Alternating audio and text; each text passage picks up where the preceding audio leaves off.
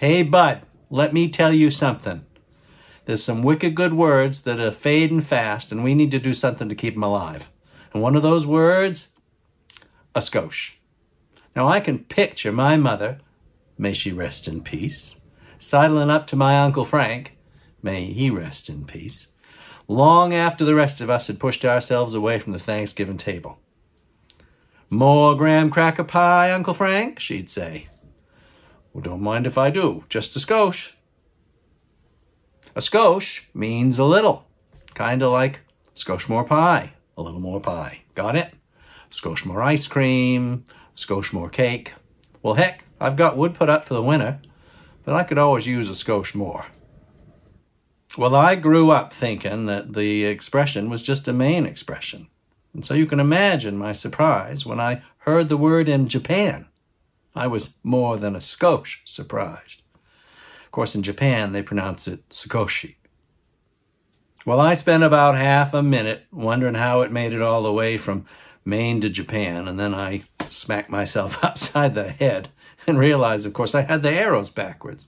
The word went from Japan to Maine with service members returning after their post-World War II service. They brought it back, and it spread far and wide. Now, how far and how wide?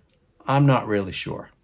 But if you've heard skosh where you are, let me know in the comments. And the next time you want just a bit, just a bite, just a little, just a dite, ask for just a skosh instead. And while you're here, why don't you check out the video in my playlist, my favorites playlist, of Tessa Thompson using the word skosh at the Met Gala. The Met Gala in New York, you know, the big city. I mean, you know, Bangor's the big city, and then Portland's the really big city. And then we're talking New York. Of course, Boston's in between there, too. Geek Alert. Just out of curiosity, I looked up the word skosh in COCA, the Corpus of Contemporary American English, which is a collection of about 1 billion words from TV shows and movies and newspapers and things like that, to see how often it would show up. And there were only 45 uses, but most of those uses were pretty recent, including one use in the TV show Brooklyn Nine-Nine.